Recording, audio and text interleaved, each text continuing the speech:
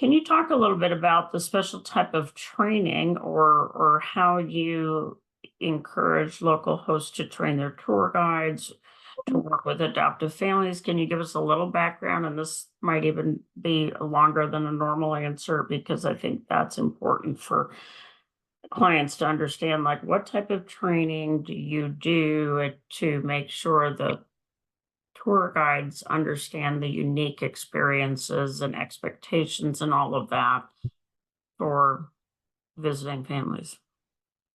Um, Before I came to United States in 1994, I was working in one of the travel agency in China for almost 10 years.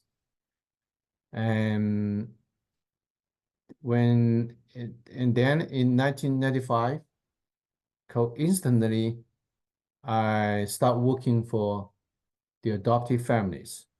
And then I find as a adoption trip is totally different than the regular tour.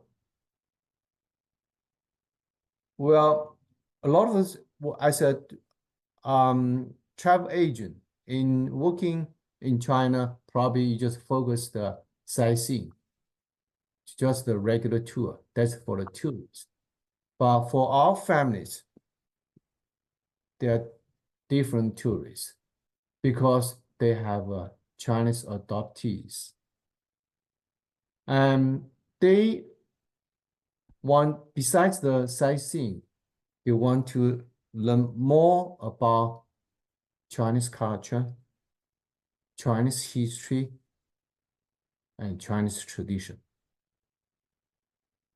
For our families, and also because of their adoptees, the parents are more emotional when they travel to China for the heritage tour. So that's a difference between the regular tourists and the adoption families. So when I travel to China, give the tour guides training, I always tell them what the families might be interesting, what they might not be interesting, and what subject is sensitive. We shouldn't mention that, we shouldn't talk about that, and what we can talk about it. So these are the difference between regular tourists and adoption families.